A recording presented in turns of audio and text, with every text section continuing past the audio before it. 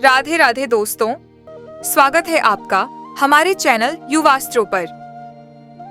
आज हम एक विशेष और पावन दिन पर चर्चा करेंगे जिसका महत्व न केवल सनातन धर्म में बल्कि हमारे आध्यात्मिक जीवन में भी बहुत बड़ा है। आप सोच रहे होंगे कि हम किस दिन की बात कर रहे हैं। जी हाँ, आज हम चर्चा करेंगे राधाष्टमी की, जो श्री राधा रानी का प्राकट्य दिवस है। इस वीडियो में हम जानेंगे राधाष्टमी का महत्व, इससे जुड़ी पौराणिक कथा, व्रत और पूजा की विधि, क्या विशेष भोग लगाएं और यह व्रत कैसे हमारे जीवन को बदल सकता है। तो दोस्तों, अंत तक जरूर देखें क्योंकि इस वीडियो में छिपी है ऐसी जानकारी जो आपको भक्ति के मार्ग पर एक नई दिशा देगी। यदि आप ज्योतिष शास्त्र, अपने जीवन को बेहतर बनाने के उपायों और भक्ति तथा आध्यात्मिकता से जुड़ी जानकारी को जानना पसंद करते हैं तो हमारे चैनल युवास्ट्रो को सब्सक्राइब करना न भूलें और घंटी के आइकन को दबाएं ताकि आप हमारे नए वीडियो की सूचना सबसे पहले पा सकें। राधाष्टमी का पर्व श्री राधा रानी के जन्मदिन के रूप में मनाया जाता है, लेकिन सवाल यह है कि राधा रानी का महत्व इतना बड़ा क्यों है। भगवान श्री कृष्ण का जीवन, उनकी लीलाएं, उनकी भक्ति और उनके दर्शन श्री राधा के बिना अधूरे हैं। श्री राधा रानी श्री कृष्ण की अंतरंग शक्ति है। उनकी भक्ति को प्राप्त करना यानी भगवान कृष्ण की भक्ति प्राप्त करना है। एक समय की बात है जब देवर्षि नारद ने भगवान शिव से यह प्रश्न किया कि श्री राधा रानी कौन है, क्या वे लक्ष्मी है या महालक्ष्मी। शिव जी ने जो उत्तर दिया वह अद्भुत था। उन्होंने कहा, श्री राधा रानी का रूप और उनकी महिमा ऐसी है कि स्वयं श्री कृष्ण भी उनसे मोहित हो जाते हैं। यह उनके प्रेम और भक्ति का सर्वोच्च उदाहरण है। राधाष्टमी का महत्व इतना गहरा है कि इस दिन किए गए व्रत और पूजा से सभी पापों का नाश होता है और व्यक्ति को श्री राधा कृष्ण की नित्य सेवा प्राप्त होती है। राधाष्टमी से जुड़ी कई अद्भुत पौराणिक कथाएं हैं, जिनमें से एक शिवजी और नारद जी की कथा है। पुराणों में वर्णित एक अद्भुत कथा है जो राधाष्टमी के पावन अवसर को और भी महिमामय बनाती है। इस कथा के अनुसार एक बार देवर्षि नारद भगवान सदाशिव के पास पहुँचे और उन्होंने एक प्रश्न पूछा।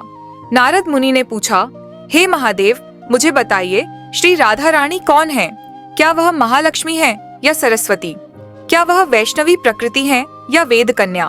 कृपया उनकी महिमा का वर्णन करें। भगवान शिव कुछ पल मौन रहे और फिर उन्होंने नारद जी से कहा, हे मुनिवर, राधा रानी की महिमा अनंत है। उनकी सुंदरता और प्रेम ऐसा है कि स्वयं भगवान श्री कृष्ण भी उनके प्रेम में मोहित हो जाते हैं। उनकी रूप माधुरी के आगे कोटि कोटि लक्ष्मियां भी तुच्छ हैं। तीनों लोकों में कोई भी ऐसा नहीं है जो उनकी महिमा का संपूर्ण वर्णन कर सके। इसके बाद शिवजी ने नारद जी को श्री राधा रानी के जन्म की अद्भुत कथा सुनाई।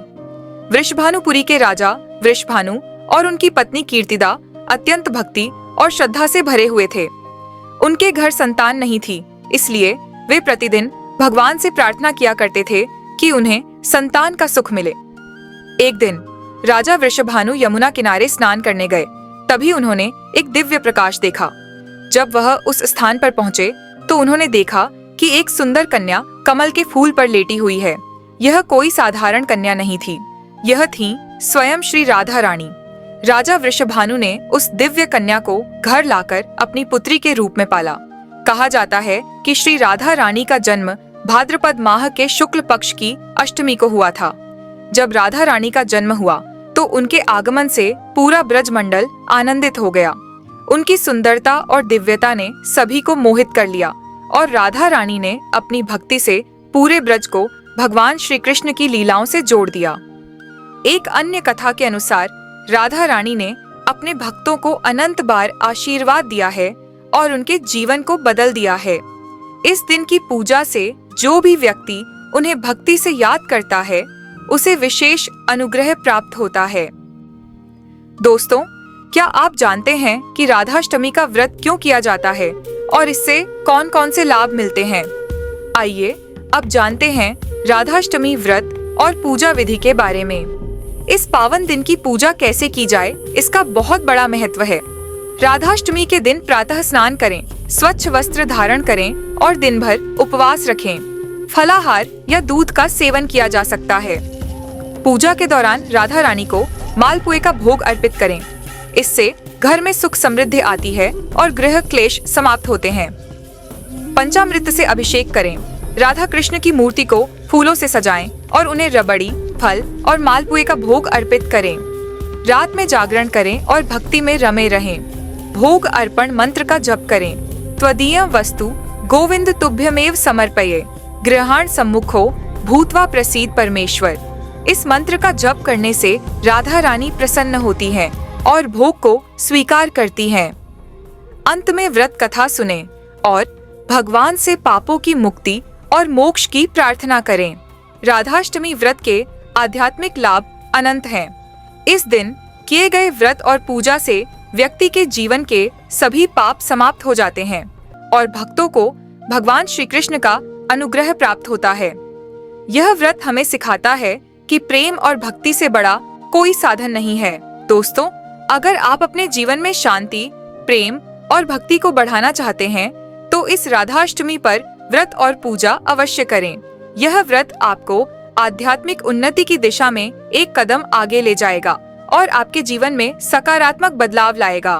तो दोस्तों, इस राधाष्टमी पर आप भी इस पवित्र व्रत को रखें और राधा रानी का आशीर्वाद प्राप्त करें। अगर आपको यह जानकारी महत्वपूर्ण लगी हो तो युवास्ट्रो चैनल को सब्सक्राइब करना न भूलें और इस वीडियो को लाइक और शेयर करें ताकि और लोग भी इस पवित्र व्रत की महिमा को समझ सकें और लाभ उठा सकें।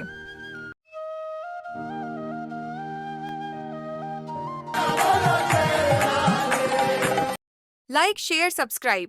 राधे राधे। जय श्री कृष्णा।